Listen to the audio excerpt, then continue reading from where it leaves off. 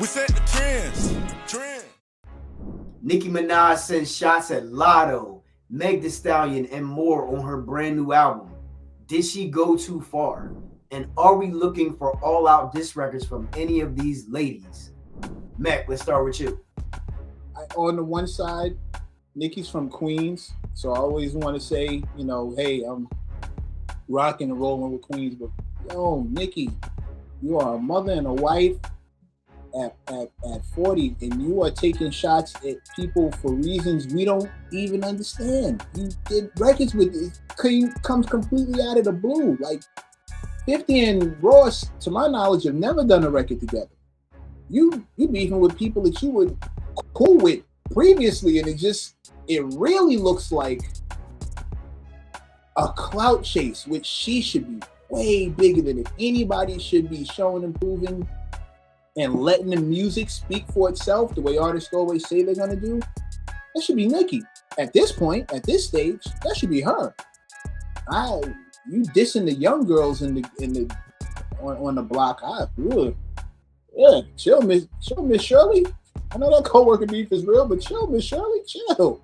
Yeah, man. I think that's always been Nicki's issue. I think that we've always put her and placed her on a higher pedestal than she maybe placed herself at. And I feel like she punched down a few times when it was just unnecessary. I felt like Nicki was head and shoulders above any other female artist for the longest time, but she found a way to, kind of go beneath or go a level lower than where we had already had her excelled past. So, it was unfortunate. I think that so many people were anticipating the album and they wanted to focus on the music, and she did put a lot of good music on the project, but I feel like now it's being overshadowed because, once you say names, that automatically takes the headline.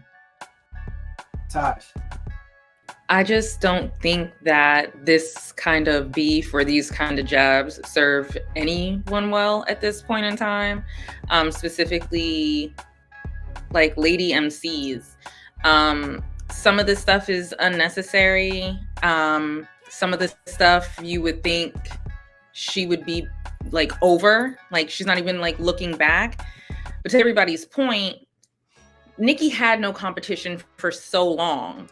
And the thing about it is you shouldn't be looking at any of these young girls as competition or jabbing at them in any way, shape, or form, because most of them have idolized her. She's a blueprint for them, just like Kim is a blueprint for her.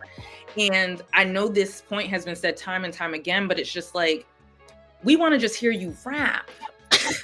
We just want Nicki with the bars. That's like what we want. Like, we want those punchline lyrics. We want her rapping fast. We want the good collaborations.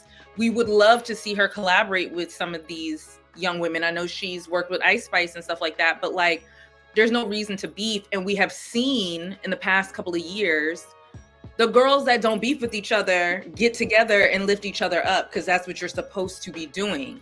They're supposed to be getting the bag together. So it's like, it's fine if you want to get the bag on your own. And it's fine if you are keeping something on wax. If someone's jabbed at you on their record and you want to say something back, cool. But some of this stuff is just like, don't mention that short man in relation to Megan, if that's what, the lyric is about. Like, there's no reason for it. Again, that's below the belt. That's super below the belt, and it's unnecessary. So it's just like, we just want to hear you rap. We just want the Pink Print 2. We just want to have fun with you again, and that's it. Because we don't want to be stuck in a cycle where it's kind of like, well, when she dropped XYZ in 2010 and the verse on Monster, no, if you're still rapping and you're still as good as you are, just give us that. I hope that at some point we get to kind of see all these women kind of come together and like have a really great moment, because it's not great that there's beef with an older generation, but then a younger generation also. Like, can we all just get along and come together? So I'm conflicted a little bit. There's a Venn diagram of things that are going on. So I'm just going to throw them out there and kind of show you where I'm at with it. So the first place I'm at is that, contrary to what could be popular belief, I don't care what gets said to one another in a rap battle. I don't, right? Like, it's one of those things where, to Torre's earlier point, like, this is a competitive thing. And when it comes to that kind of competition, right, it's going to be some things said. It might go too far. But I believe that if you're going to enter a verbal war with somebody, like, that Michelle Obama, they go low, we go high thing doesn't apply to rap music. That's just me. The other part of it is that when I look at Nicki Minaj having all these issues with artists who are younger than her, who we deem, not lesser than her by talent, but just she's a veteran. She is, at the top of the heap, been doing this for a long time with a lot of accolades. And so to your point, she's kind of punching down. I remember a time when Jay-Z came off his most successful album, Volume 2, and was dissing Mino in Harlem World and J.O. Felony. Like, with all due respect to those gentlemen, like, the distance between Jay-Z and Harlem World and Mino and J.O. Felony is like the distance from here to Jupiter. So he's punching down, and like, that's just what it was. And no one at that time, no one really felt the way about it. So the question is, with all these, you have this influx of women MCs, like, can they not operate under those same guys where they just decide, I don't like that heifer, I'm gonna say something about her? Like, part of me wants to give them that space to do that, if that's just what it is. Whether we like it or not as fans is something different, and everyone can feel how they feel about it. But I do ask that question, is can they not operate under those same guys, whether it's petty or makes you look bad or whatever the case is? Like, that's part of it. Like, I could just say something about you because I got a microphone and this dope ass beats, and I feel like it.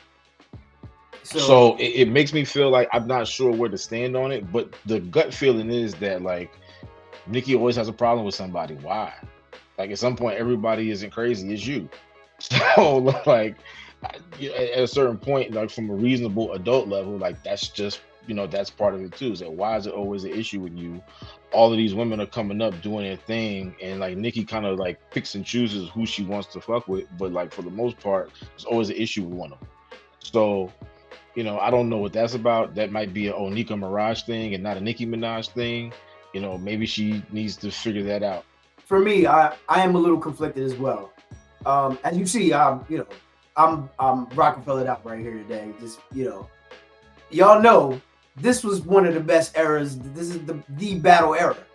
You know what I mean? Like, when Kiss and Beanie were going at it, we had a new verse, a new, you know what I mean, every single day. You know what I mean? So for me, I love Latto. I think she's extremely talented. If there is a younger threat to Nicki's quote-unquote throne, that's the one. You know what I mean? So to me, I'm 110% for a Latto and Nicki. You know what I'm saying? Let's get it. Let's get to it. Because Latto can burn. You know what I'm saying? So, and we already know where Nicki's at. Nicki has literally ran, rap for women for a decade plus. I'm with it. I'm with it. But I want the raw, you know what I mean? Like, I want Latto locked in. I want her, you know what I mean? Like, all that. Give me that.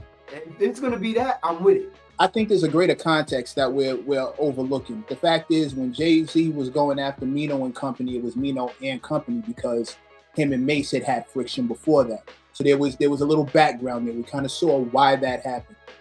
When Beans and Kiss were going at each other, we knew the background. That made sense. Jada, in your own words, these problems seem to come out of nowhere. Like, we don't know if they're personal because we don't know.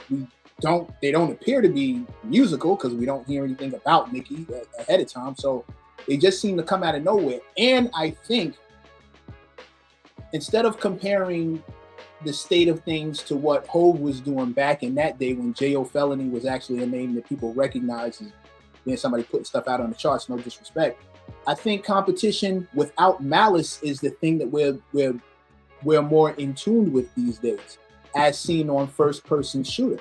You dig? Cole is actively headhunting.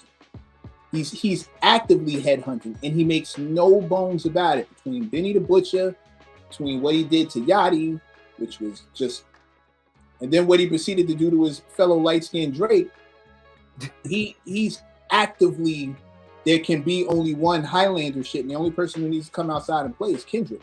Nicki was in a position, because it's a smaller space as far as women are concerned, Nicki was in a position to queen mother all of these people, all of these women, and if you want to prove that you're better than them, do what my guy Busta Rhymes loves to do, get them on a track and bust their ass in front of everybody on some first-person shooter shit.